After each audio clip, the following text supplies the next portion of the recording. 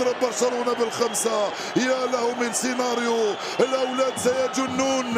وتشافي من هنا مباشرة إلى البيت، نعم من هنا مباشرة إلى المنزل. 5-3، 8 أهداف، سيناريو قاتل.